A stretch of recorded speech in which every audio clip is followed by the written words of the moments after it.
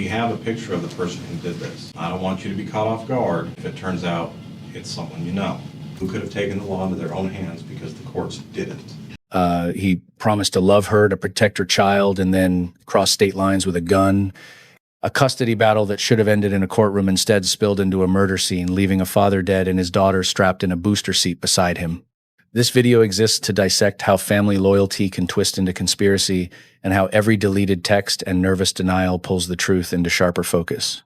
So when we identify the man in the picture, there's a connection to you. Then how are you going to answer that question?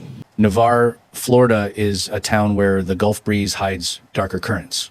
On the 19th of March 2023, deputies arrived at Cayo Grande Apartments to find 2 4-year-old Colby Vincent dying outside his door. Just feet away, his 4-year-old daughter waited silently, a haunting witness to violence no child should ever see.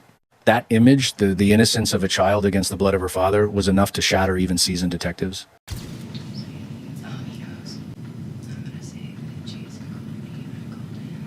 I didn't think he would. I told him I would pay for his gas. This looks awful for me. Across 5 interrogation rooms, you'll watch a mother paint herself as a victim, a fiancé caught in the crossfire of lies, and an ex-stepfather who thought murder was an act of devotion. Detectives circle their suspects with patience and precision, peeling back layers of half-truths until what remains is more chilling than fiction. By the end, you'll see how love, when armed with desperation, can be as lethal as a bullet. If you think custody battles are private struggles, this story will prove otherwise. Because in the interrogation room, every whisper becomes evidence, every omission a confession, and every bond of blood a potential motive. Stay with me, because missing even 1 second of this case means missing the anatomy of a tragedy. So, how long were you and Colby together before you separated? Probably 4.5, 5 years maybe. But my child was about 14 months old when we separated. She's 4 now, and we haven't had much contact since then. Mm-hmm. Did you guys live in Santa Rosa? Yeah. The whole time? Yes. Okay. If you don't mind me asking, why'd you guys separate? He has a drug obsession. Like, no matter what environment I would put him in, he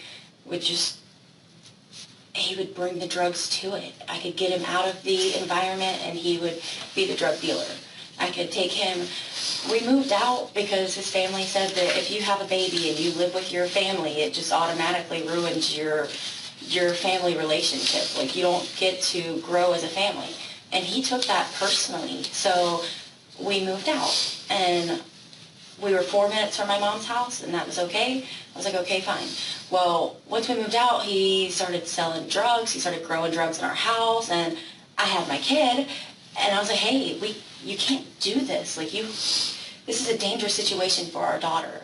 Like, you gotta stop. So about 6 months later, after I realized that he wasn't going to stop putting her in these situations, that this was what he wanted to do. He was pushing his life towards this situation. He was going to open a wake and bake dispensary where he just sold his own drugs and had his own breakfast in. Like, that was what he wanted to do. And I said, that's fine. I just can't have Presley a part of that because I don't trust that system. If you sell drugs, somebody else knows that you either have the drugs or you have the money. And it's a dangerous situation for our daughter.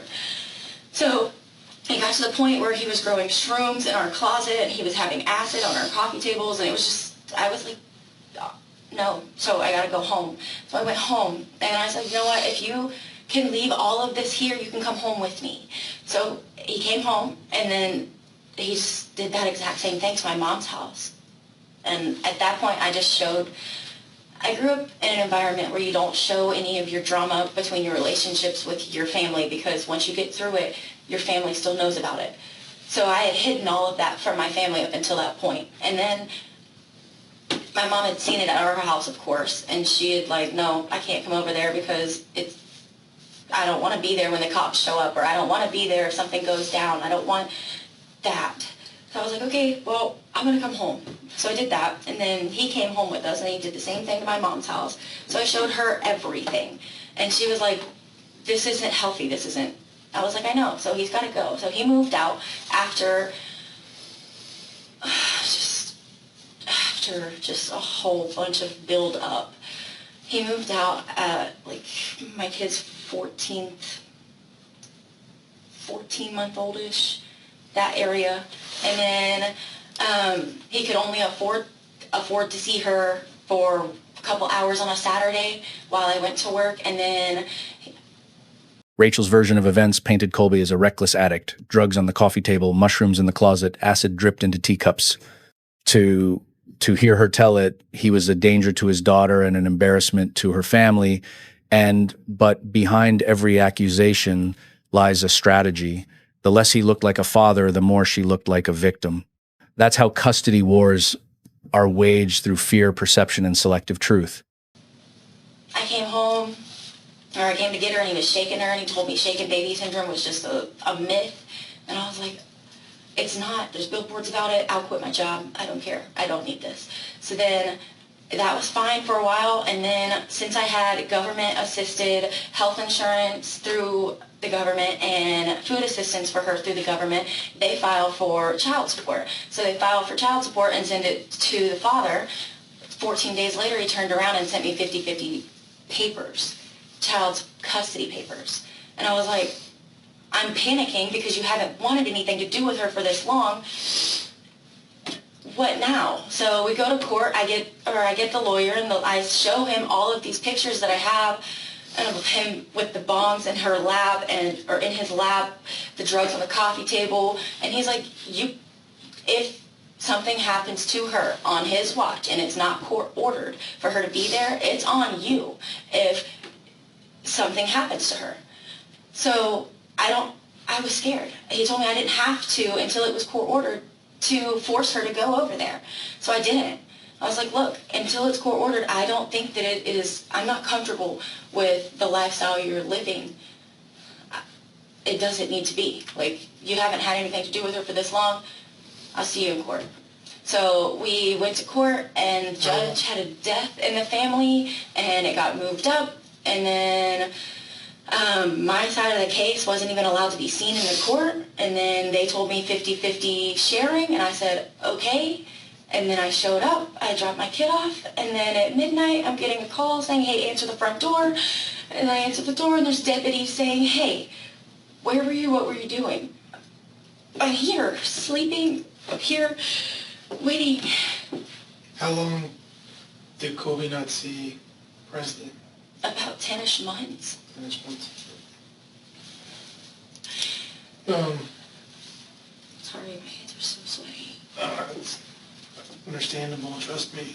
Oh, I didn't want her to be put in this situation because I could see that this is where his life was going. What if she saw this? Then where do you go?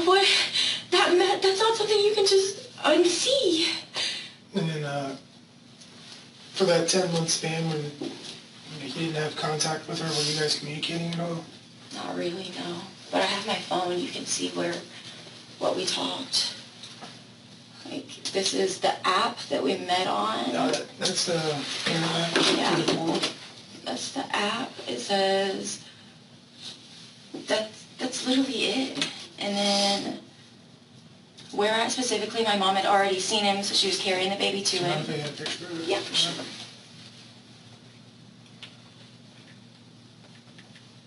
And then you can see our text messages too. Detectives listened as Rachel insisted she was only protecting Presley. She spoke of shaking baby syndrome, of sunscreen ignored, of 10 long months without contact. Each detail was offered as proof of her righteousness. But in interrogations, righteousness often blurs into performance. The question wasn't just what happened, it was who was rehearsing their lines best. What time did you drop her off? 6:30. 6:30. And where was that at? Publix. But I knew to be there because, That's in the bar? yeah, it says it right here.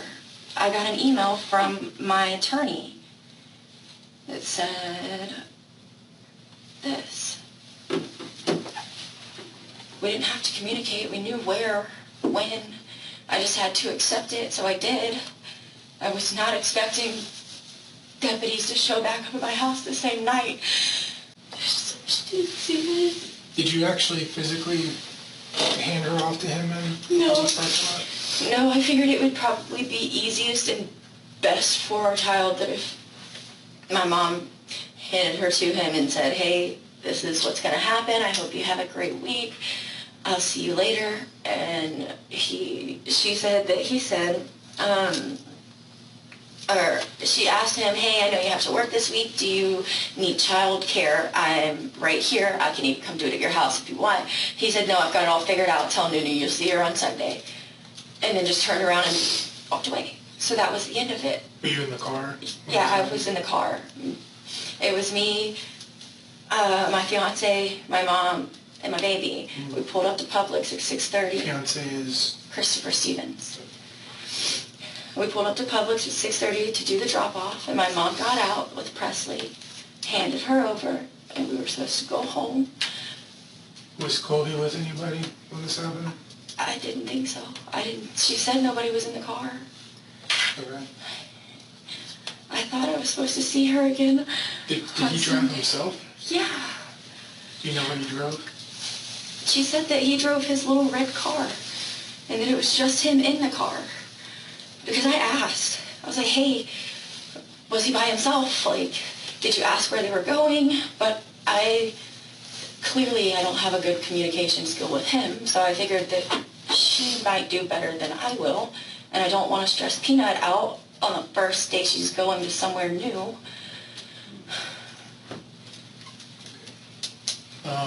He had our child's name misspelled across his forehead.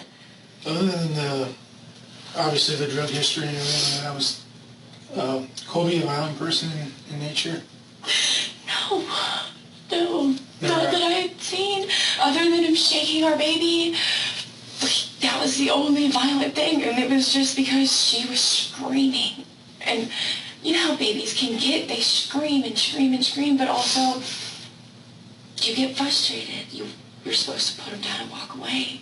But that's the only time I'd ever seen him be violent. He's always been that stoner hippie kid that's just looking for a trip. But it's always been that, let's see how high we can get next trip. And that was scary for me. That's what it boils down to, is that kind of lifestyle scary for me. All the stuff that he was dealing, was he also using that? Yeah, I have pictures of him dropping acid and eating shrooms and making shroom tea and bragging about how it's such a great thing, how he was trying to get big like Snoop Dogg. Do you know anybody that would want to hurt Colby in a manner like this? I don't know. Like I said, I haven't spoke to him in almost 10 months. I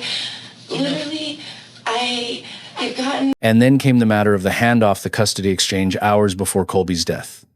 At a Publix parking lot, Rachel stayed in the car while her mother carried Presley to her father. Such rituals are meant to be routine, even mundane, yet that night it became the opening scene of a tragedy. In family dramas, the most ordinary places, a supermarket lot, a kitchen table, become stages for betrayal. To where it was sickening for a man that was willing to hurt our child to get out of having to change diapers. A man that was willing to send her back with water blisters all over her body because he doesn't like the way sunscreen feels on his hands when it was spray-on sunscreen I sent him with. It was sickening to think about it. So I just, okay, bro, I'll deal with you if I have to. It literally made me sick to think about, this is what I forced my kid to have. This is not the man that I procreated with. This is what he turned into, and I don't know how to fix it for her. So that's where I was at, and I don't know how it got here. How did your mom find out what happened? She is fucking nosy. You know, in that apartment complex, my mom's got a best friend that has kids that are 30, 40 years old. I don't know how old they are, but they live there too with their kids up in the same complex on the floor above them. So as soon as she found out that we actually had to do drop off and actually were being forced to let her go for the week, she said, hey, this is where our baby's going to be at. Can you please keep an eye out for her? She might be on the swings. This is what he looks like. This is what she looks like. Can you please just look? And this is what's going on. She said, yeah, that's perfect. And then that night, Dustin and Sam, which are the kids of my mom's best friend, called Kim and said, hey, there's cops all downstairs. Maybe you guys should come see what's going on.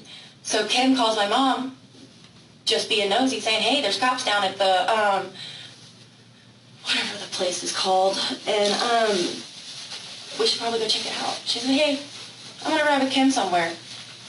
So, oh, okay, it's late, but okay, I didn't think anything of it. It's like, okay. She normally just up and leave like that? Well, yes and no. I mean, we have a roommate living situation. It's not like I live with my mom, if that makes sense. Like, we just bought a house together. This is my best friend, if that makes sense. Like, I see her in passing, she sees me in passing, we do our own laundry, we cook our own food, like, she's there if I need her, and I'm here if she needs me. So it's not like, yes, I live with my mom, but I don't live with my mom. She doesn't cook for me, she doesn't do my laundry, she doesn't clean for me, it's not like that. So when she says, hey, I'm going somewhere, it's like, okay, have fun, text me if you need me. That's the relationship we have. So I didn't think anything of it. When she texts me at almost midnight saying, hey, answer the door. By the time detectives circled back to Rachel's stepfather, Jason Curtis, the lines of loyalty were already clear. Families fracture under the weight of custody rulings, and sometimes they recruit their own vigilantes. In Florida, blood ties often run deeper than court orders. Whether Jason was protector or executioner remained the looming question, and Rachel seemed content to let suspicion drift anywhere but home. What do you mean, answer the door? Nobody knocks on our door. Like, people just nobody comes to our house except for our family, and they come in. Why would they knock? Especially late at night, like, nobody comes over, they know I have kids. And I always have kids. Why would they come over this late? So when I answered the door and it was detectives, and they had all of that to say, I panicked. I said, where's my kid? What do I do now? And I'm still in that situation. What do I do now? That's where I'm at. It's because, what do you do now? It's because you flat out said this isn't what you want to happen, because this might happen, and then it happens.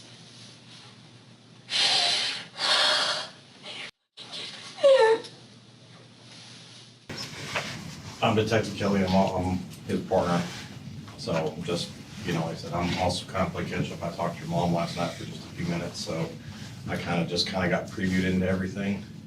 I want to kind of start with Same. kind of this, what's been going on in this last year with like custody, because Honestly, this last year hasn't been bad. This last year, 10 months ago, he said, okay, so in order to understand, you have to go back. We had our kid, and he decided that the drug life was for him, and I decided it's dangerous for our daughter. So I moved back home, and then at 14 months old, when Presley was 14 months old, he moved out. And then for a while, he was getting her every Saturday for a couple hours, and that was fine. And then it was to where, I can't get her because my roommates are doing coke, or I can't get her because I got this going on. I was like, okay, well, if you're gonna be around that and on that, I don't feel comfortable letting her go with that. And you're posting pictures of dropping acid and driving around smoking, like you're not making responsible decisions. You're making me nervous. And the fact that you posting all of this with her included, it's making me nervous. So I had her under government-assisted food. In the end, the story of Colby and Rachel isn't just about one murder. It's about the fragile architecture of family, custody, and loyalty. Colby thought a court ruling secured his rights as a father. Rachel thought her grievances justified bending the truth, and little Presley was left to watch both sides collapse. Justice systems write the script, but it's families who improvise the tragedy. The irony? Everyone claimed they were acting in the child's best interest, yet she was the one abandoned in the aftermath. And government-assisted health insurance. And whenever you do that, they go after the other parent for child support. Well, whenever that went through, 14 days later, he turned around and said, oh, well, all of a sudden, I can get her 50-50. I'm definitely not comfortable with that. No. What are you gonna do during the week when you have to work? I'm gonna leave her with my girlfriend? No.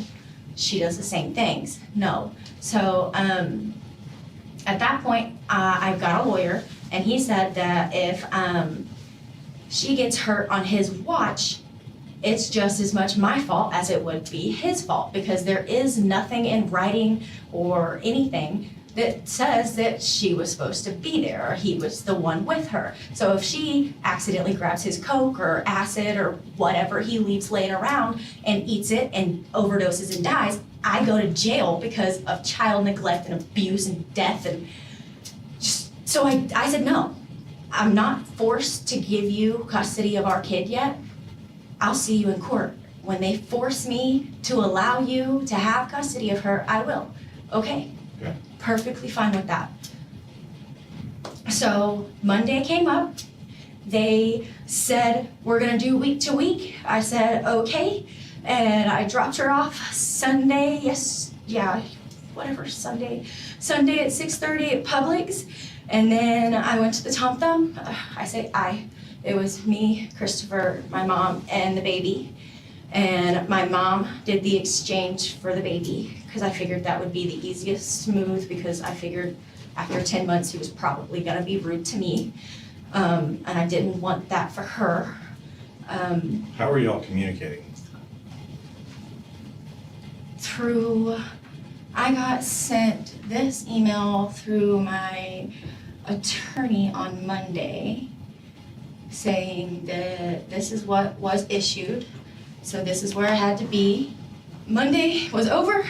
I got that email. I said, okay. And then he texted, she got both of our numbers, sent them, or he got my number from her. And then he texted me on Monday and Wednesday, because I didn't respond on Monday. I was hoping that you can see everything that we've been saying. And it's dated and everything. We have no communication. Rachel painted her home life as idyllic family hikes, dogs at the park, neighbors who felt like kin. It was the picture of stability she wanted detectives to see.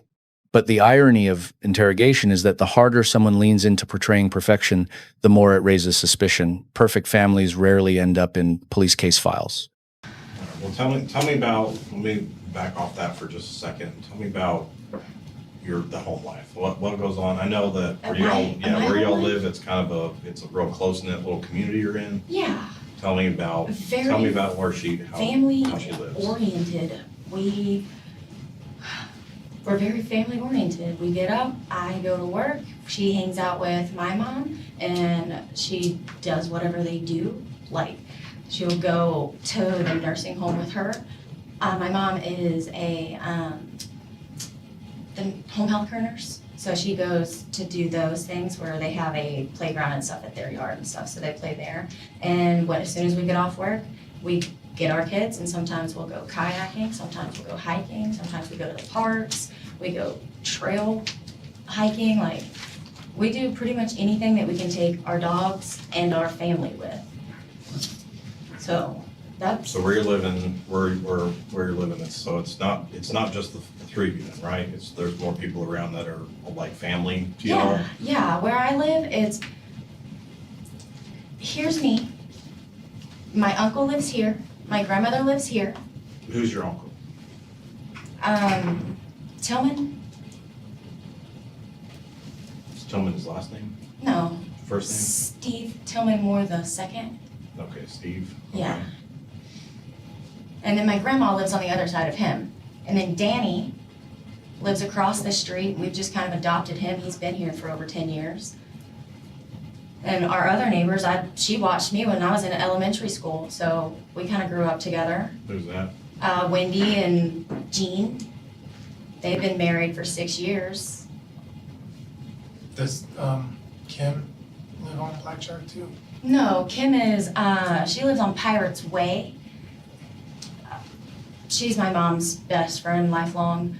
She's been around since I was born. She has a son that's 2 days younger than me, and we grew up together. So that's how she fits into the family. I'm basically her adopted kid. She's always been there for me. Did you grow up on Blackjack? Yeah. So is it fair to say, I mean, I can clearly see, I'm a parent too, I can clearly see like how much this whole scenario is tearing you up in regards to your daughter, okay? So I really can sympathize with your feelings about that. Is it everybody else that kind of lives around you and other people close to you kind of feel the same way? Like, Yes. in support of you? Yes. Detectives pressed harder. Colby wins custody, then dies the very same day he reunites with his daughter. The timing wasn't just suspicious, it was cinematic. To investigators, Rachel's insistence that she knew how bad it looked sounded less like innocence and more like rehearsal. Crime doesn't follow Hollywood scripts, but suspects often do. Well, you know how you mentioned so that you saw the judge's point of view, right? Yeah. Okay, so I want to put you in my shoes for just a second and make you Understand. okay. And this is why we're trying to clear out as many people as we can and talk to as many people as we can, and this is why, okay? So we'll start with going back to court, okay? Obviously, this has been a long standing court battle, and it did not go in your favor. So so the very day that he gets to meet up and take his daughter, who he hasn't seen in Almost a a year. Yeah. he turns up deceased, Right. You can Okay. see why I'm panicking. okay? I So know how then- this looks for me, y'all. I know, okay, but I want to point them out, so I want you to understand this, okay? We show up on scene very quickly after the fact the call is made, and at that time, we learned certain information from like your mother, who said she showed up not knowing that anything had happened, but that she was told that there were lots of police at the apartment building. She's nosy. Okay. She's nosy and she's real concerned about her grandbaby. Okay. That's where she was gonna be. Kim has got kids that live there and said, if anything, I don't care if a frog farts, if anything happens, call me. Right. And that's And what they were- happened, but And they I were didn't. watching, and they were told to keep an eye on Colby, right? What's going on? On everything, Right. just this, everything, yes. So why didn't they point out to, is it your godmom? Is she your godmother? Kim? Yeah. Okay, why would they not point out to her that it's pretty clear that something's going on at Colby's apartment? Why would they not have that information? As Rachel sat across from detectives, the conversation kept circling back to her mother's silence the night of the murder. Why hadn't Christina told her about the heavy police presence? Rachel insisted it was to spare her the stress. But seasoned investigators know that silence in families isn't mercy, it's often strategy. Again, I wasn't told anything until they got at my door. I was told, hey, I'm gonna go see Kim for a few minutes. Okay, I'm gonna stay here and watch my movie. So why My didn't they, show. so they didn't tell, so your mom just left without telling you that she was gonna go over to the apartment? She said, I'm gonna go with Kim for a minute. Why would she tell me she's going to the apartment that I just left my kid at? I would wanna go. Well, she just got told that that the building is surrounded by a bunch of cops. That would seem to be some information If it's not to pass on to you.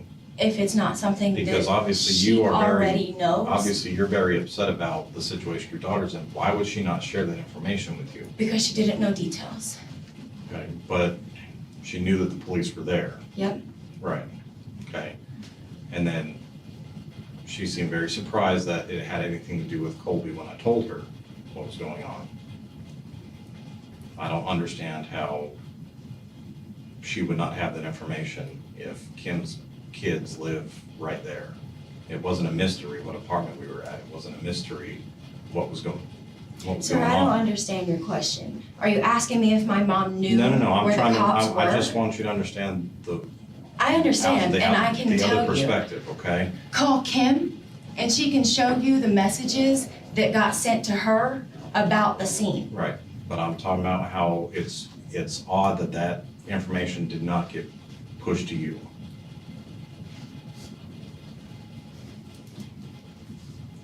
Why stress me out more, knowing that my world's already stressed at max? Well, why wouldn't you? Why would she Wouldn't not I want you go? there? Yeah.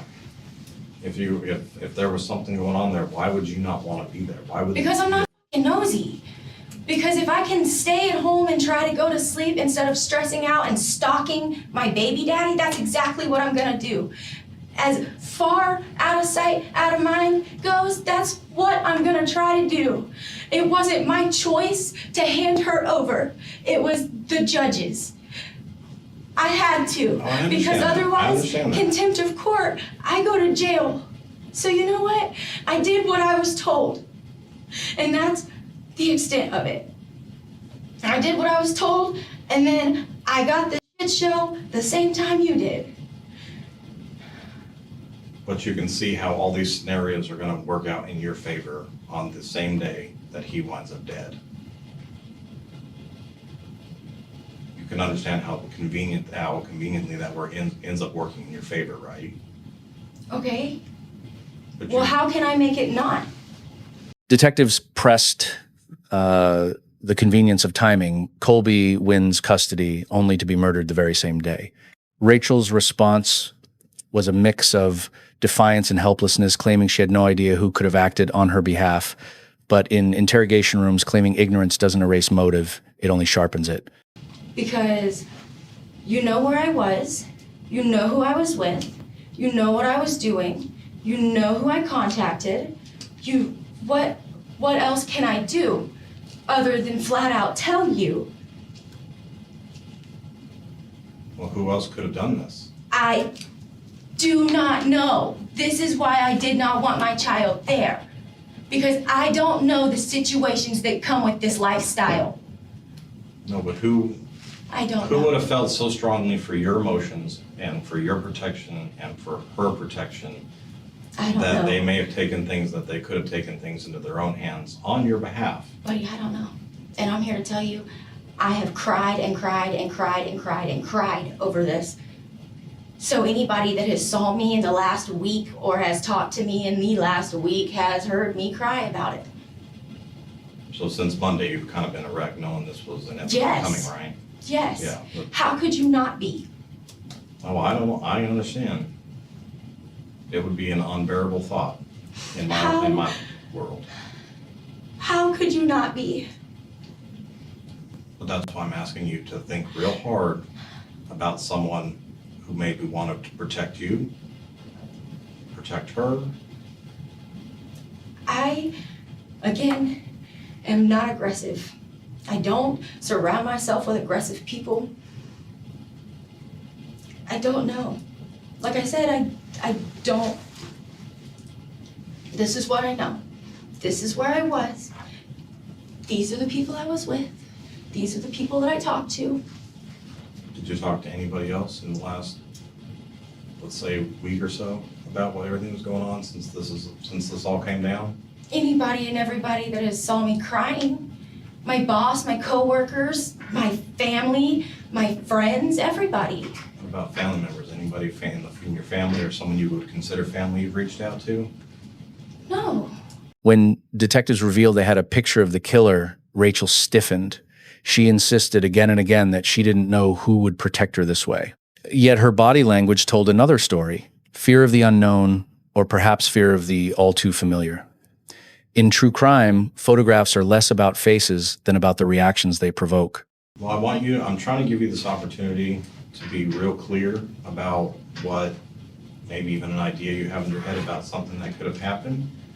And the reason why I say that is we have a picture of the person who did this. I don't want you to be caught off guard if it turns out it's someone you know. Because if it does turn out that you're withholding information and our investigation leads to you withholding information, then how is that gonna work for you, Alan? How would that work out But I don't Amber. know. in Presley's favor? I don't know. I'm here to tell you, I have talked to everybody the same way. Well, who have you talked to? I mean, I don't know, go through your phone, give me a list of people that you've talked to. Do you want to help yourself? I'm assuming this is for your daughter and for her protection, right? Buddy, I feel like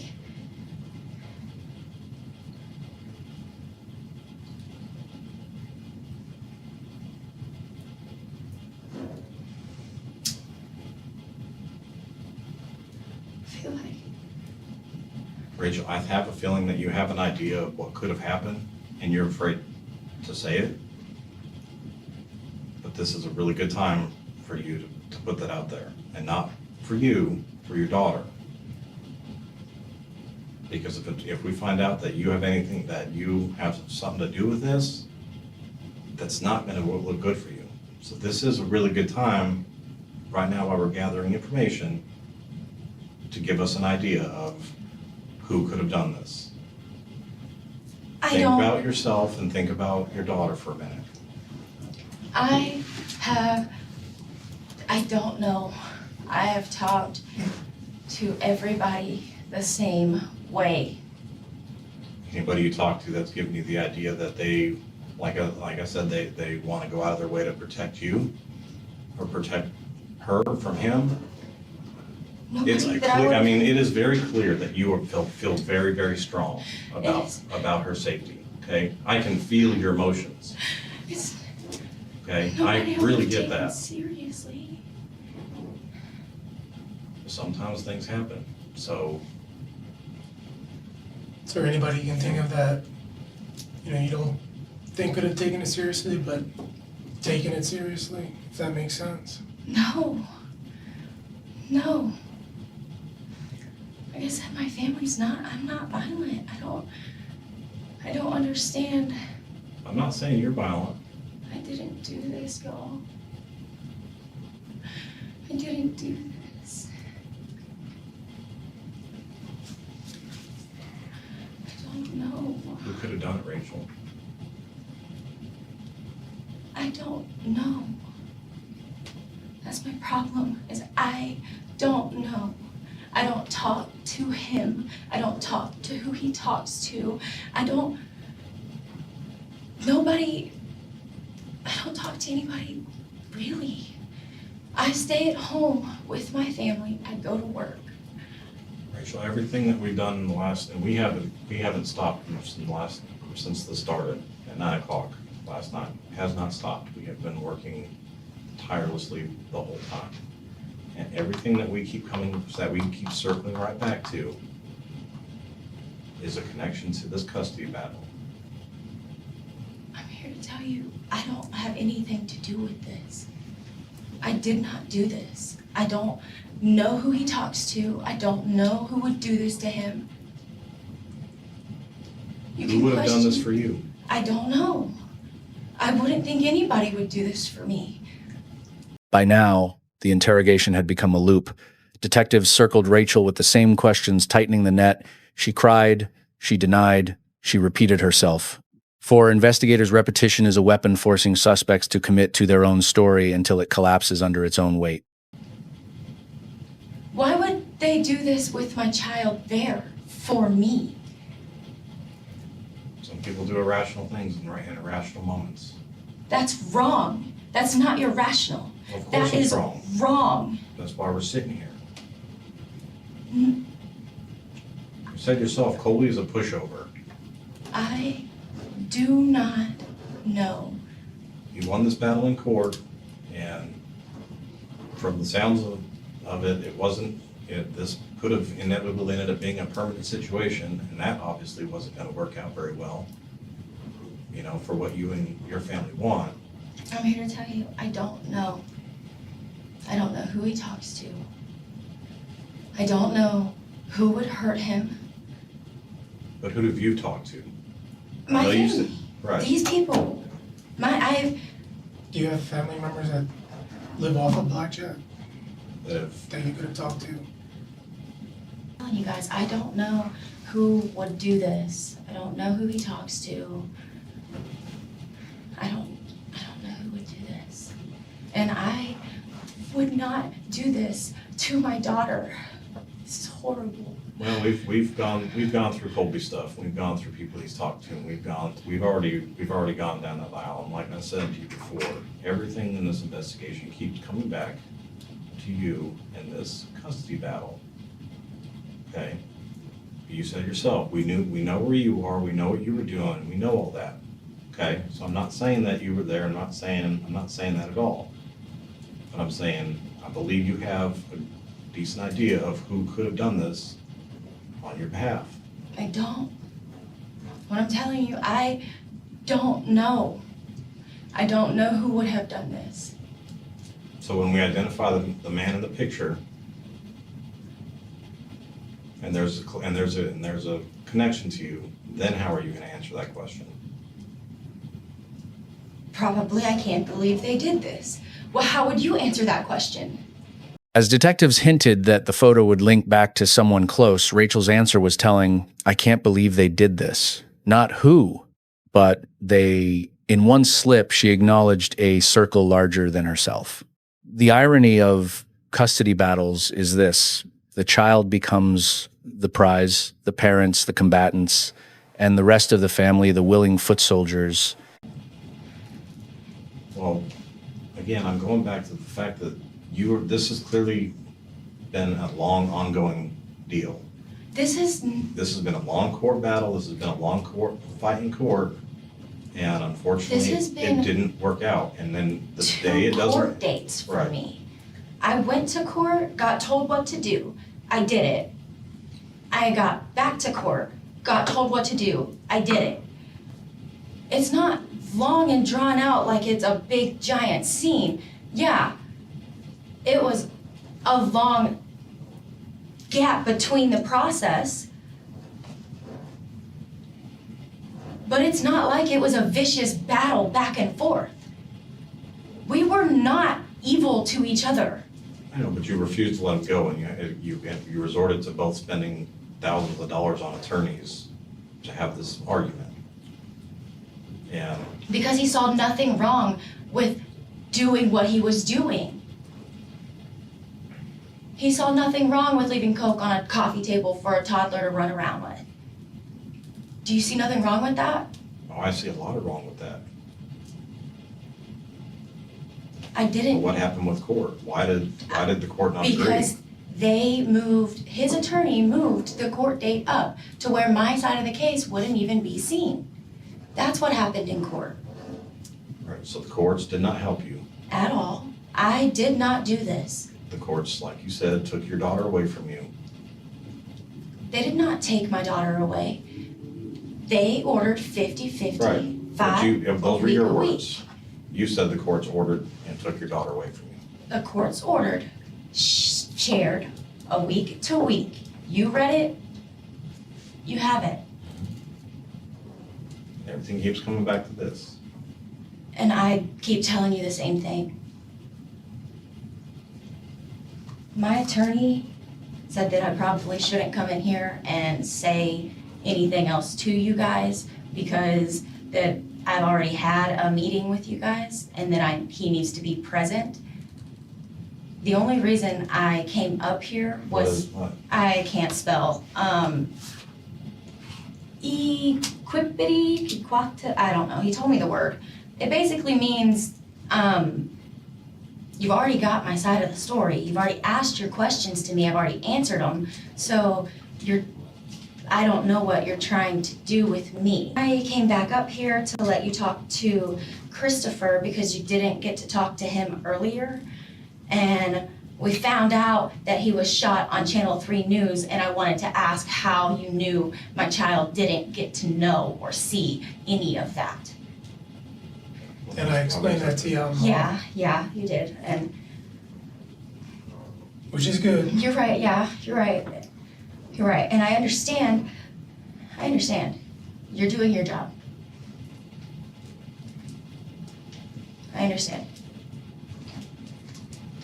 Well, we do want to talk obviously to Chris, and we want to talk to your mom and all that stuff too, and kind of fill that information out, okay? Detective sees Rachel's phone, combing through texts and calls, each digital breadcrumb pointing to her state of mind. She seemed resigned, muttering about legal terms she barely understood, clinging to advice from a lawyer who wasn't even present.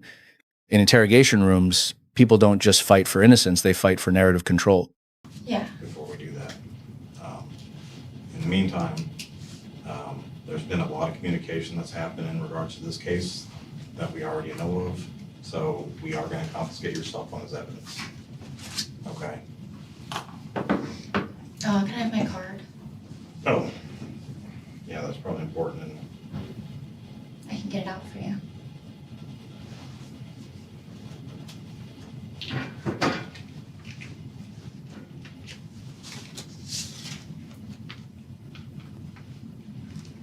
And when do I get that back?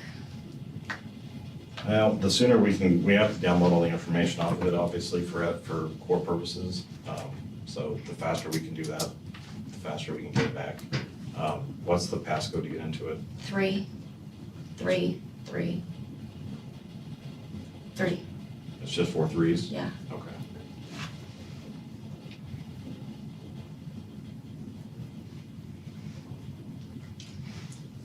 All right. Take that real quick and we'll talk to Chris. Yeah. I think my guts up trying to puke enough today. That's right. It's not, it's, like I was saying last night, it's all completely understandable. Okay, so one of the things I wanted to clarify with what we talked about last night, I just want you to go back over it. Yesterday when you showed up, what information did you get before you showed up yesterday? At the apartment? Right. Dustin had called Kim, her son, and said, look, there's a bunch of cops involved, or a bunch of cops downstairs. We don't know really what's going on. Well, we are nosy.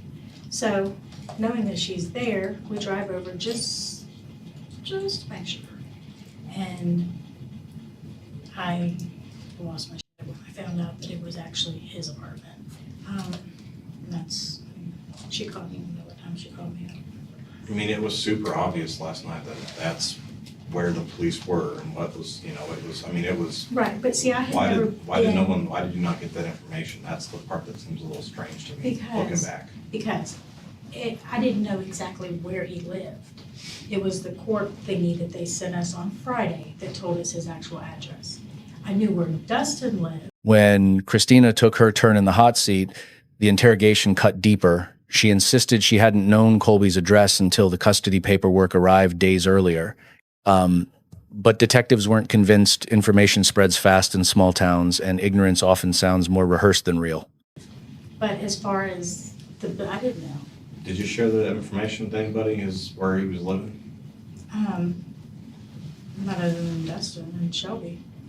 I mean, I just told them that's where, I'll tell you what time that was. Do you even care what time that was? When did you get the information about his address? When was that information? What? Friday, I think, is when I got that. Whenever they sent why do y'all make me check my wording? I think it was Friday when they sent out the order, the actual. Like I told Rachel, we've been going like 20, we haven't stopped working since last night. We've just kept on and on. So, I'm pretty sure it's like I said, we're a little more ahead than we were right. just an hour into it last night. Friday at 1:30 is when I got that information. Okay. That's when we actually got the shared parenting plan, the proposed shared parenting plan, the version. So you and Rachel and everybody got that same information at the same Well, time? Rachel got it and Rachel sent it to me. I mean, it's super clear that Rachel, this is torn her apart, since the start of court. Oh, it got real And bad. obviously, this week has gone really, really horribly. I'm gonna be kind of more blunt with you a little bit, as I was trying to be more blunt with Rachel as far as that, but everything that we've crossed off a lot of things, especially in regards to like Colby's past, people he's talked to, we've gone through his phone, we've gone through all that stuff, and everything keeps leading back to this custody exchange, and this is where. And I understand that Yeah. it looks bad. Right. Well, it's Why awfully, the it's not just hell? looking bad, it's like, it's awful, everything is just so amazingly convenient, okay? Right. My question is, who else do y'all know that had this information that could have That could have harmed? hurt, I don't know anybody, Um, I don't know anybody that makes me sick to even think about it, to be honest. Okay, we have a picture of the person who did it, Oh. and I was it's wondering only a about matter, that. I was it's only a wondering matter of why. time before we identify him, but everything keeps coming back to this custody thing. Okay. Just like talking to Rachel, I don't want you and your family to be caught off guard if it turns around that it's connected to y'all, okay? Because it's not gonna be connected to Colby, okay? That's what that's kind of the direction I'm kind of trying to go in, is I don't want y'all to be caught off guard, because that's not gonna play favor with you in regards to Preston's future if y'all aren't in agreement. So my question for you is the same as it was for Rachel. Dig in your brain and think about who could have maybe done this on your behalf. Who could have taken the law into their own hands because the courts didn't.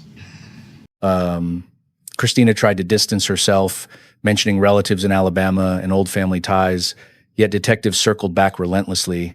Everything pointed to the custody exchange. In these rooms, geography matters less than motive, and Alabama might as well have been next door. Who have you talked to? Who has you communicated with? I haven't, I mean, I haven't communicated with anybody that would be, I mean, I don't have many friends, Kim, Carolyn, I mean, and they're old, I mean, they're little out there. About your daughter Megan, you talked to her? I haven't talked to her. Rachel may have. Rachel did. I Rachel's don't, talked I to was her. gonna say, I don't talk to them. When's the last time you talked to Megan? She called me and told me she was pregnant. Don't ask me when that was. I have no idea how far along she is. I just don't, I don't have anything against them. They're good kids. And she's not living locally, right? She's up in Alabama? Yeah, she's an Alabama. She's married? Yes. Okay. I don't even know what her husband's name is. How does nobody know her husband's name? That's weird. Well, they just got married not long ago. And she dated Lamar forever, and they were pretty much married, whatever, they were together like 12 years. And he had a stroke and died. Remember when I told you we have a picture of this person? You said Megan lived in Alabama? Mhm. Do you know where in Alabama? Coleman. When did you said she lived on Blackjack at one point? But she never did? No, the only time Megan never lived on Blackjack. Megan would come down every summer and stay with me Okay. when I was married to her father. But I mean, we've been divorced for years on end. I still talk to the kids. If they call me and they need something, or what, and I'll call them. I mean, I'll talk to them, but no. Megan never lived on Blackjack. Megan came to visit, you know. When's the last time she visited? Lamar was still alive. They brought their little boy down. How- Presley was not even a pipe dream at that point. I mean, Okay, so it's been a while. it's been a long time. Was Rachel dating Kobe when she came down here last? I don't know, to be honest. I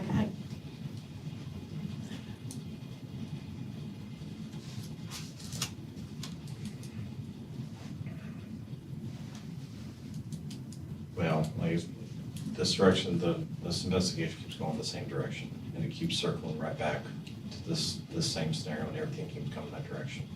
And based on everything that we've gathered already, it's pretty clear that this is the root of why this occurred. Mm-hmm.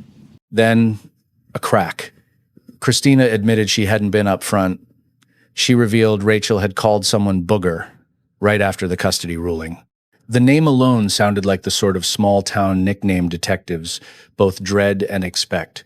It was the first real thread linking desperation, family, and a potential hired hand. Oh,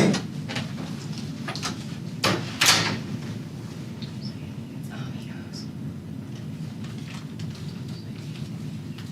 He knows. I'm gonna say that Jason called me and I called him. Did you tell your mom what's going on? No, I figured I could tell us all at the same time. Okay. Is this something I need to sit down and Yes. throw up? Yeah, you might. I'm gonna sit all the way down on the floor then. Okay. Would you like me to grab you a trash can, ma'am? That probably wouldn't be a bad idea, seeing how I'm fixing to probably lose my chance. What are you talking now? I called Booger on Monday and told him about the court date with Jason Curtis. And I was panicking then. And he told me not to worry about it, that it wouldn't be something you gotta worry about. Thank you. And I messaged him, told him everything that was going on. And he had sent me pictures of knives and guns and Renaissance shit. But I didn't think anything of it because he lived far away and he's just antsy. And so I had told him, thanks for making me feel better. Just genuinely, just needed to know, just needed you to know. What did he send you the pictures of the knives and guns on? Was it on text message, or Facebook? Messenger, but I thought that was bad to have. Facebook After- Messenger, right. Yeah, after I deleted that immediately as soon as everything hit the fan. I was like, oh wow, this is probably bad. This probably looks awful. So, yeah, I called him again on yesterday. Not yesterday. I don't know. I called him throughout the week, and I was telling him because he talks to me. I grew up with him as my backbone of the dad. Like, my dad wasn't around much, but he was, so. You think he would actually come down here and shoot him? I don't know, but he did tell me not to worry about it, and then he called last night and said that I don't have to worry about it and everything's fine.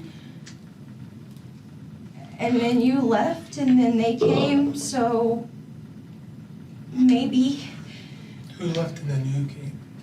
She left, and then the detectives came, so maybe. Well, and what time did he call you? I So you don't didn't have to worry have, about it anymore? Oh, my fuck. 9:30-ish, 10 o'clock-ish, maybe. So about 10 o'clock. That's what you told me earlier, was it was about Yeah, 10 about o'clock PM? 10-ish. Okay. And did you, when he told you you didn't have to worry about it anymore, did you ask him, like, what are you talking about? And was this a phone call or was this on This was a text? phone call. Right, so he called you and said you don't have to worry about it anymore. What did you say to him? What are you talking about? He said, yeah, you don't have to worry about it. It'll be fine, but I gotta go. And he just hung up. Oh. Gotta go. Put my ass in the wind. Gotta go. I was And like, that's what he told you? yeah, I was like, what the hell? Did you is see that? him while he was down here? No. He didn't come by? No, I'm sorry, what did you say, man? I didn't even. Did he come by your house? Come by No. my house. That's why I was like, I didn't think that would actually happen. And when he called, I didn't think that was actually a thing. Oh. I.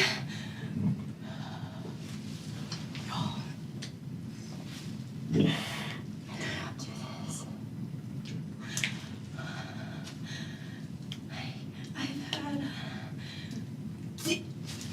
I've had so much anxiety about this all week. I have literally been wetting my bed over it.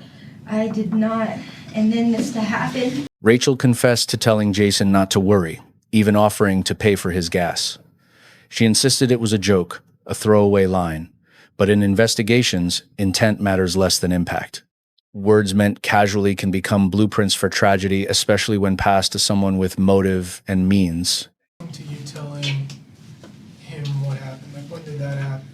I got to thinking about it. Did anybody call me? Yeah, my family called me. Did I make any phone calls? Weird, yeah. Around 10 o'clock last night, my stepdad called me. What's his name? Or my ex-stepdad, Jason Curtis, otherwise known as Booger. Booger. Yeah. But I haven't seen him in forever, but we talk every now and then, but it's usually about how he misses us and why I don't misses our family, and how he wishes he could go back and redo everything. But I was, How did he find out about the whole court case? he called me one day and told me about how he was pressure washing Nana's house and asked me about how my day was going, and I was crying, so Was I it told him. after the court decision? Yeah, Okay. it was, he had called me just one day, and then he, Do you know what day that was? Messenger, after court on Monday, I messaged him and told him what was happening. But it They'll get was, you some water. after that, it was more so of, yeah, this is the update. This, When you gave him the update, did you say anything else or make anything that would make him believe like I need to do this? other than your daughter crying, puking, other than saying I did everything that I could, I don't know. Did Jason know him while you guys were dating? No, How did he know where he lived at? I don't know. Oh, I don't know. I told him, Did you talk to your sister at all about this, or was it just him? no, not Megan. Megan, she's pregnant. I didn't want to be the next cause of her. And she's married to Jason, correct? No. Jason's her dad. Okay, sorry. No, that's okay. I don't know who she's married to. Did you give that information that had his address on it to anybody? Now listen, I wanna make sure you understand, when we do a forensic download of your phone, it's not gonna capture just what we see when we get on our phone.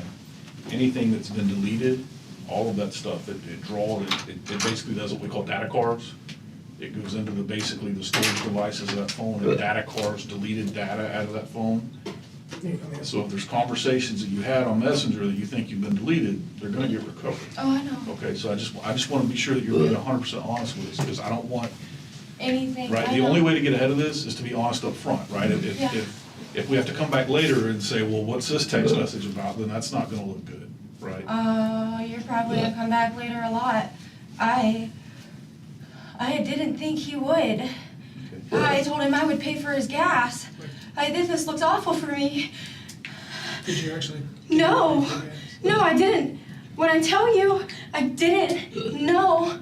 I didn't know. When I got the call, I didn't know. This looks so bad for me, y'all. Like I was telling you. Did you Mom. give him the address? No. Like I was telling your mom. I promise, I didn't give him I didn't give him anything. Do you talk to anybody who would talk to him? I don't know who he talks to. We don't talk on a regular basis. This just happened. Like, this wasn't something that was set up. This was something that just, hey, he reached out to me a couple weeks ago, and then on Monday, I reached out to him and said, hey, this is how it went. And then he called me, or I called him. I don't even know. I'd have to have my phone here to show you. And then I get the phone call. Hey, don't worry about it. Hey. Or I call him on Sunday. Hey. I'm here to tell you I'm at drop off and this is what I'm doing. Do you remember what day you said, I'll pay for your gas? Oh, maybe Monday? Is that after the court? Probably. It looks really bad for me, to be honest. Probably. I was wetting my bed. Rachel wept, saying she hadn't meant for this to happen. She painted herself as trapped, anxious, even wetting the bed from stress. But to detectives, her tears sounded less like remorse and more like recognition that the very person she reached out to had carried out her unspoken wish. So the biggest thing now is we're trying to figure out, how did he come to know where you live? I don't know. What I'm telling you, I just told him this is what happened. Okay, and you're saying that when you said, I'll pay for your gas, that was just in That jest? was- That was just in jest? I was just, you can read it in text message, you'll get them. I was like, LOL, at this point, I'll pay for your gas if it means I stop having to change my sheets. That's what it was. I did not. This looks so... You did not ask him to come to No. kill him. Not like that. I didn't. I'm sorry, I'm not trying to upset you. I'm trying to remain calm. I, It's not working. Mom, I know you said I'm losing my fucking mind. Go ahead. you said you might have sent out his address. But that was to Kim. Kim ain't gonna talk to that fool. We can't talk to anybody else that might know him. I mean, you can call Kim and we look the phone number up. It's under white in my phone. Look like. Can I have some of your water, please? Thank you. So his conversation afterwards was very quickly just, hey, you don't have to worry about that anymore, I gotta run? Yeah. Okay. And did your boyfriend know about this? I mean, obviously, you probably talked to him, right? I thought it was kind of weird. I mean, but when the police showed up and told you that he was dead, right, you knew Yeah. that 2 and 2, right? Yeah, but look what the situation puts me in. I understand that. I understand. That looks so scary and bad on me. Right, and what I'm asking is, how much does your boyfriend know about this, right? Because we've got to get all the truth out at this point, right? I don't want things coming up later that's like, all right, well, you didn't tell us this, you didn't tell us that, right?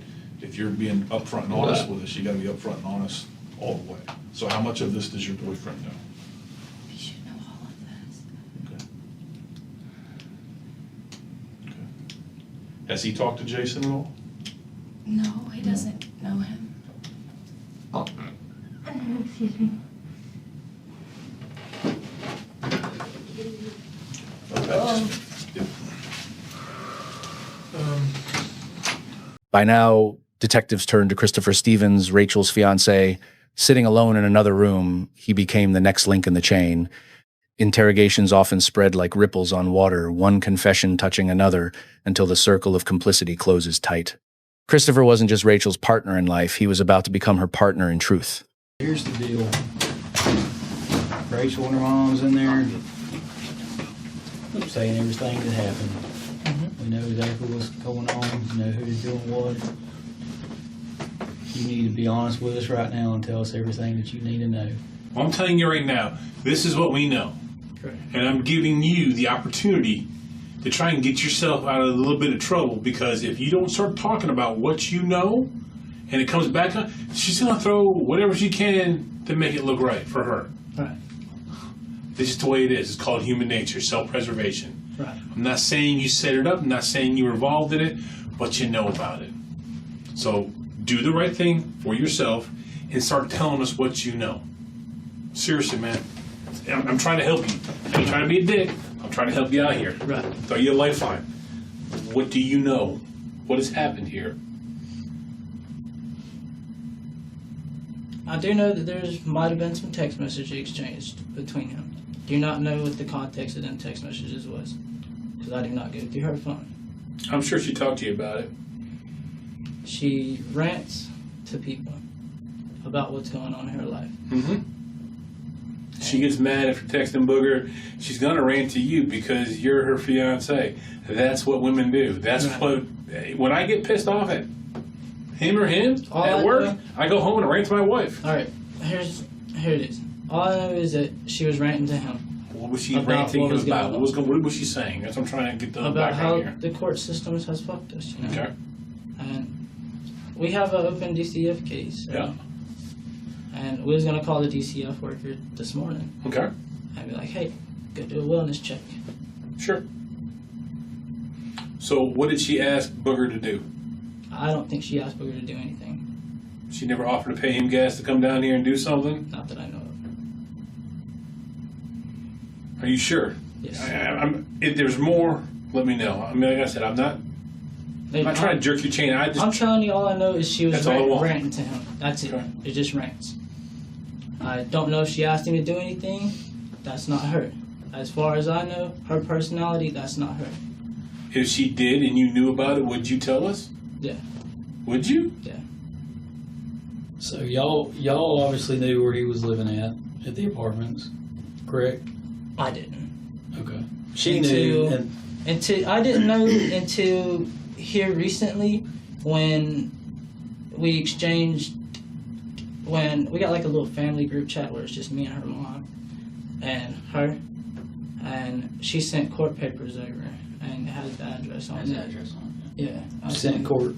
Where'd she send that to? Huh? She sent the paperwork to where?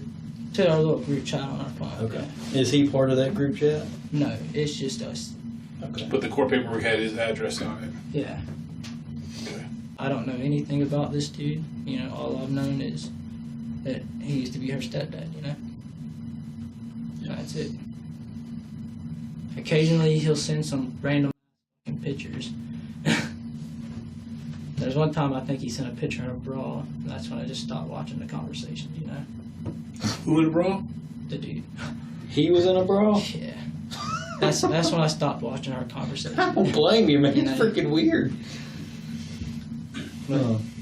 I mean, there's... No. Never mind. Not even going to go into that. Like I said, man, you're a good kid. All right? We ain't trying to hem you up. I'm trying to help. Matter of fact, believe it or not, we're trying to keep you from getting hemmed up. Rachel's defense crumbled when asked why Jason would act while Presley was present. Her answer was chilling. Why wouldn't he wait until my kid was gone? It wasn't shock, it was calculation.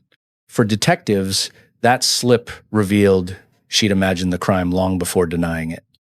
Did you know any of this, Mom? No, I did not know any of this. I didn't think it was. I didn't think that he would actually. I don't know. Why would you put my daughter in that situation? Is he? Why wouldn't he? Okay, this sounds shitty, especially coming probably to a cop. Why wouldn't he wait till my kid was gone? Why?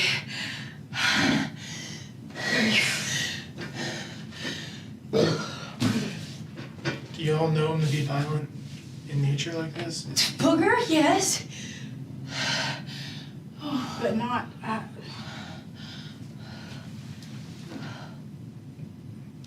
I would never think that he would actually kill somebody. No, not like that. I would never.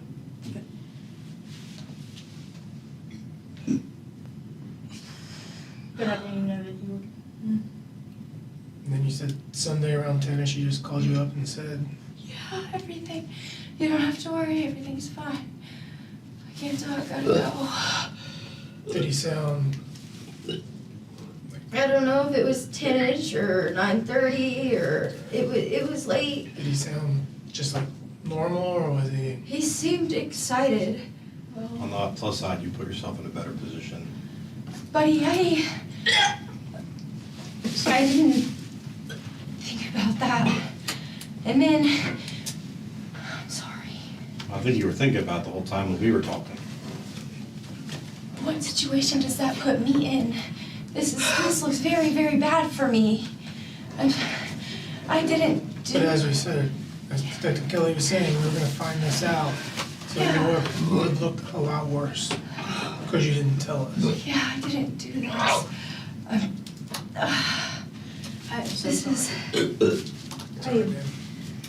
sorry, oh, I should have told you outright, but I'm so, what do you do when, what do you do when this is laid at your feet? You open your mouth and say cooperate. something. And then what? Go to jail because this happened?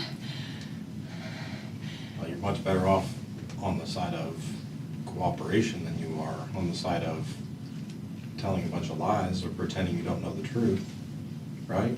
Yeah, You know, it's just, yeah, you're right.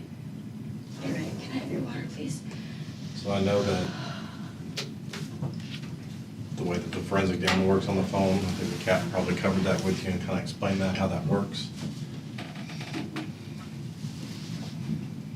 So anything that's all the social media apps that you communicated on, we get stuff directly from Snapchat, stuff directly from Facebook Messenger, all the meta platforms, we get everything directly from them. You guys can have all of those. I don't mind handing over everything is the problem. I deleted it because it looks suspicious as all get out, but I mean, you're gonna get to see it anyway. I'm not stupid.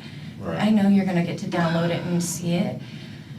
But it does look bad for me. I'm not even gonna lie about it. Yeah, I do reach out, and yeah, Did you share the court paperwork? no, I did. no. I did, with Carolyn and Kim, and said, now we at least have an address of where she'll be, but they're not gonna say nothing to nobody. But that was only because of the fact that I was panicking about not knowing where she was going. I would not do Could they that have to shared it? this Could they man. have shared it to somebody? Well, when you had that conversation with I him, would did- not do this to that man. No. No. Did Chris have a copy of? No, maybe, we have a group text, it's me, my mom, and Christopher. you got it. Yeah, I sent that into it, that way everybody was aware this is where we had to be at 6:30 on Sunday. But I mean, I didn't, that's the only place it's been. Is it possible that Chris could have shared that information? I don't think so, I haven't asked him. Is it possible for Jason to have reached out to Christopher once you told him what was going on? I don't think so. Christopher's been up my butt making sure I don't off myself over the situation. But that's not real healthy for my kid, and I would not do that. No, I mean, once you told Jason what was going on, do you think Jason could have reached out to Christopher through Facebook or? I don't know. I don't think so. You'll have his phone. You'll get to see. I'm not sure. Messages between Rachel and Jason told their own tale, pleas after the custody ruling, updates about court, and finally his cryptic assurance, you don't have to worry anymore. By March 19th, his last text read simply, okay, in true crime, it's often the shortest messages that echo the loudest. So when you told him about everything, how it was going, obviously he probably felt your same emotions coming through the phone. Yeah, but I didn't disclose where he lived or what addresses or where she would be. Not leave them, but I need to get outside. You're fine. Are you okay if I go outside? I mean, I feel like I'm gonna pass out in this chair. You do you. If you can leave. I just really feel that I need to get outside because I'm not okay right here. Okay, I guess I can meet you outside. Okay, I love you. I'm so sorry. I didn't know this would happen. They're gonna take Preston. They're gonna take Preston. That's not our decision, and that's not what we're doing right now. Okay, I don't want you to I think just had to share way. that. I'm sorry. Okay, I don't want you to go that direction. We haven't mentioned that to anybody, and we haven't even made any phone calls. So I don't want you to jump to conclusions right now. Please don't do Okay. that. I didn't do this. I don't want you to jump ahead right now, okay? Sir, Can I get out when I get there? Yes, ma'am, the same way we come in. sir, please. I didn't do this. I'm sorry without that. Please don't take her. Sir, So how can I help? Jason Curtis, the ex-stepfather known as Booger, was finally stopped in Alabama. Inside his truck, laptops, multiple phones, blood-stained blankets, and .38 caliber ammunition, the same type used to kill Colby. Family loyalty had mutated into a cross-state vendetta, leaving detectives with little doubt about the chain of events. There was a warrant put out for your arrest, all right, for the murder of Colby Colby Vincent? Vincent. All right. Does that name even sound familiar to you? No. All right. You have a stepdaughter, Rachel, correct? I'm sorry? Do you have a stepdaughter named Rachel? Yes. Okay. What was Rachel's ex-boyfriend? Okay, I didn't know his name. I never met him.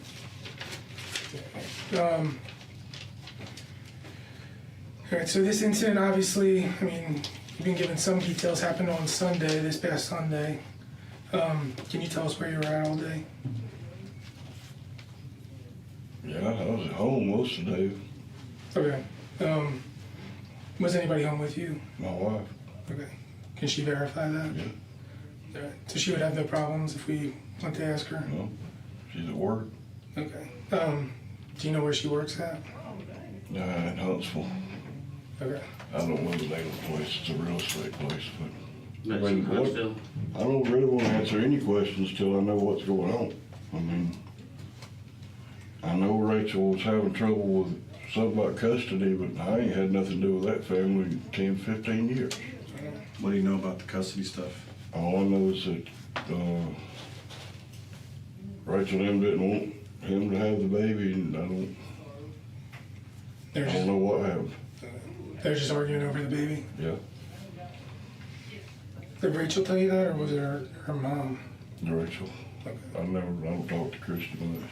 I Okay. haven't talked to her since my dad's funeral. It's been years ago. Well, obviously, as we said, Colby was found dead, and there was a murder placed out for your arrest. I know you said you were here on Sunday, and your wife can verify. I mean, I'm just gonna put it out there. You're lying. I can tell. I was home that morning. Because we already talked to your wife. Yeah, All right. we did go to Florida. Okay. And what time did you guys go to Florida? I don't remember what time of the day it was. Is that around lunchtime, I guess? Okay. And then where exactly in Florida did you go? We went to Navarre. I lived there 18 years. I got friends there. Okay. Did you see any of them while you were down there? Just a couple. Okay. Do you know their names? Rob that works at Navarre Liquor Store. Where's that at? Right by Publix. Okay, next to Stripes? Yeah. That one? Okay. That used to be one of my hangouts Okay. when I lived there. After visiting Rob, where'd you go after that? Then Angela went across to the beach for a while. Navarre Beach? Yep.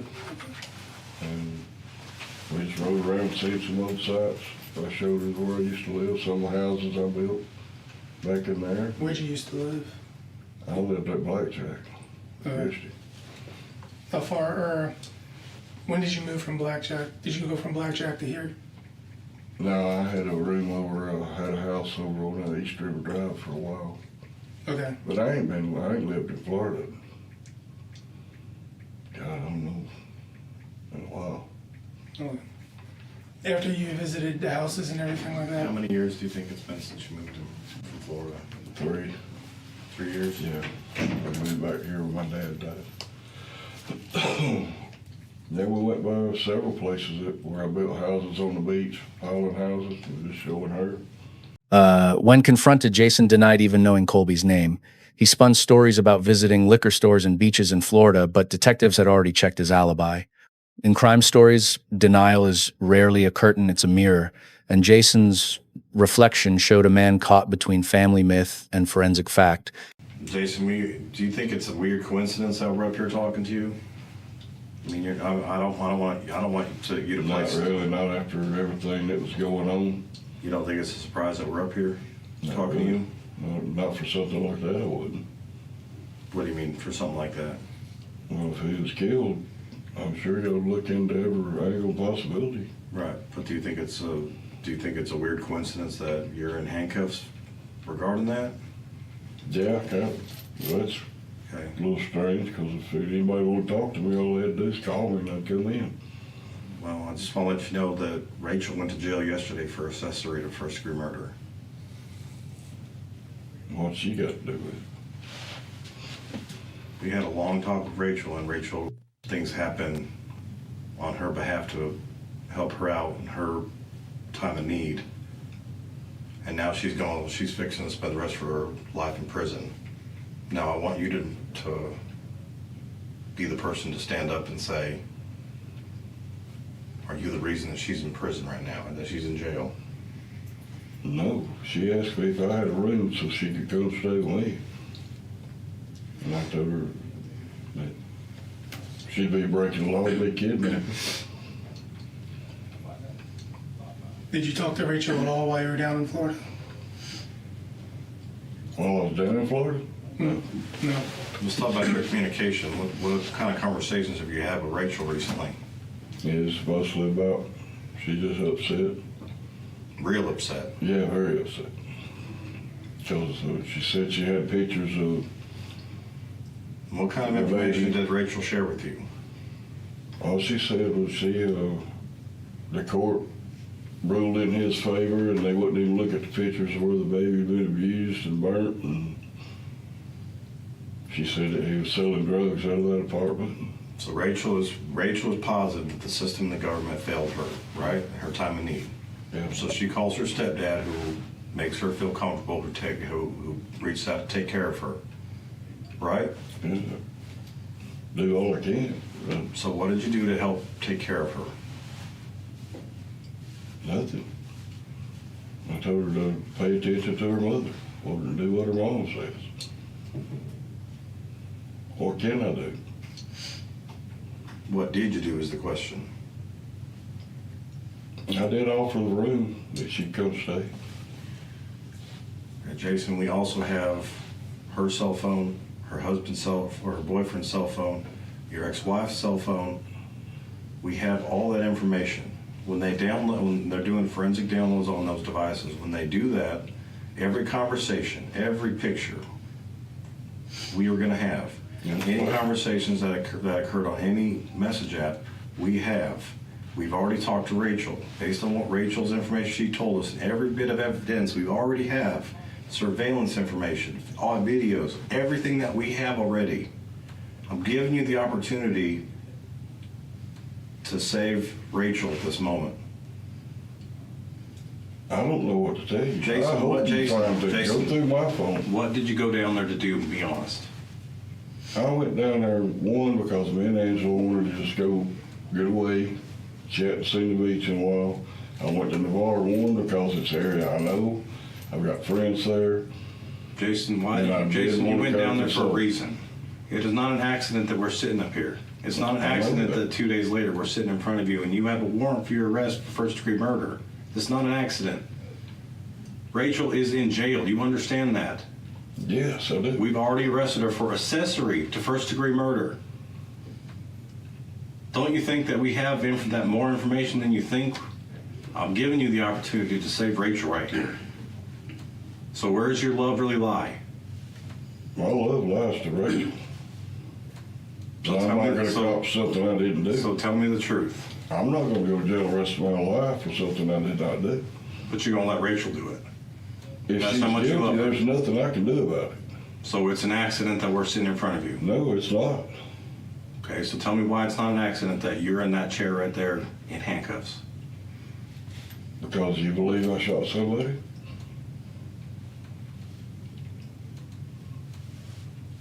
Well, since I didn't, you can't prove it. So I don't know what to tell you. My dad was a police officer for 35 years. My mother retired probation and parole. Jason, I've been in Santa Rosa County Jail and I've been screwed. Jason, how do you know the victim was shot? No one told you that. They did. They told me that this morning. Who did? The guy that had me down on the highway, it was 69 highway when I was arrested. I said, what am I arrested for? Murder. Yeah. And so it ends, not with a gavel's bang, but with a booster seat buckled beside a corpse. Rachel Moore, once a mother fighting for custody, now serves life without parole. Jason Booger Curtis, the self-styled family avenger, already secured his own life sentence in 2024. For all their talk of love and protection, what they really handed their children was an orphanhood carefully gift-wrapped in bad decisions and Facebook messages.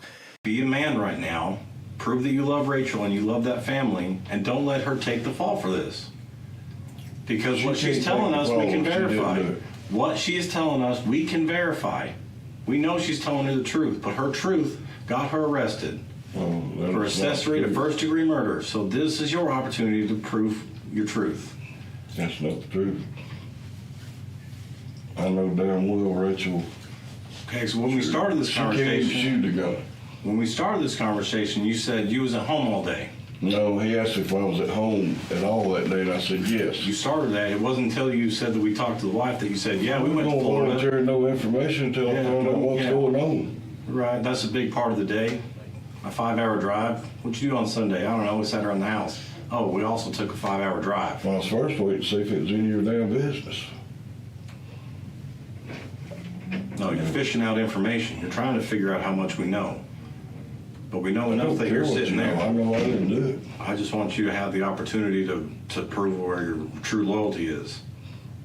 My loyalty lies with her. You're a tough enough guy to drive down and murder somebody for your stepdaughter, but you're not man enough to say you did it to protect her. But you're going to let her ride for this crime and lose her child. Rachel Moore and her ex-stepfather, Jason Booger, Curtis turned a custody battle into a calculated tragedy. Curtis drove from Alabama to Florida, armed and primed. After Rachel fed him her ex's address in desperation, Colby Vincent was shot dead with his 4-year-old daughter still strapped in her booster seat. In 2024, Curtis was sentenced to life. In 2025, Rachel followed, convicted of premeditated murder and tampering with evidence. Both claimed love and protection, but the only legacy left was orphan children and a grim reminder that family loyalty can metastasize into murder.